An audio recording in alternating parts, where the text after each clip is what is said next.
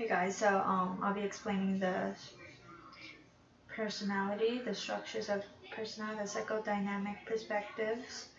Freud discovered it, and Freud's theories have strongly influenced how people in Western country view themselves and the world.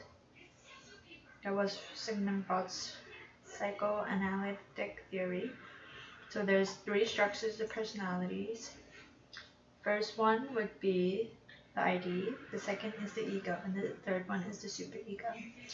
So yeah, that is the conscious and unconscious mind. So like I'll show you the iceberg analogy, the picture of it. But yeah, it consists of unconscious and conscious. The conscious mind is part of the iceberg above the water, and the unconscious mind the part below water.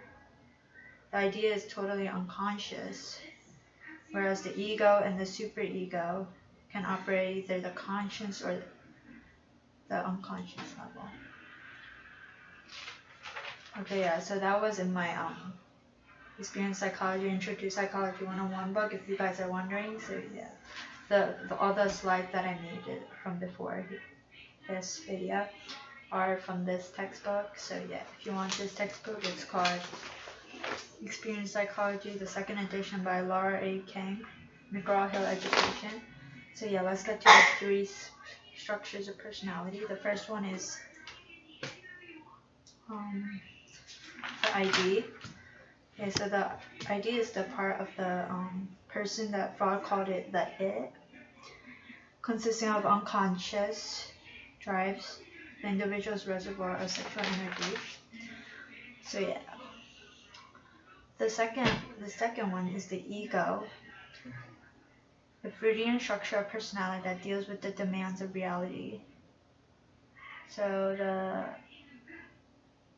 ego abides by the reality principle according to Freud,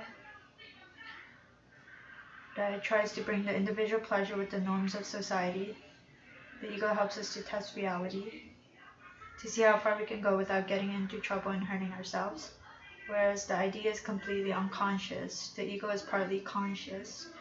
It houses our higher mental functions, reasoning, problem solving, and decision making, for example. So the idea is unconscious. It's the pleasure principle. It's the Freudian concept that the idea always seeks pleasure. So yeah, that's idea is for pleasure, and the ego is for like demands of reality and structure of personality. And then lastly, the superego. It's the harsh internal judge of our behavior. So superego is reflecting what we call conscious and involves the morality of our behavior. Like the ID, the superego does not consider reality. It considers only whether their ID impulses can be satisfied in acceptable moral terms. So yeah, that was it.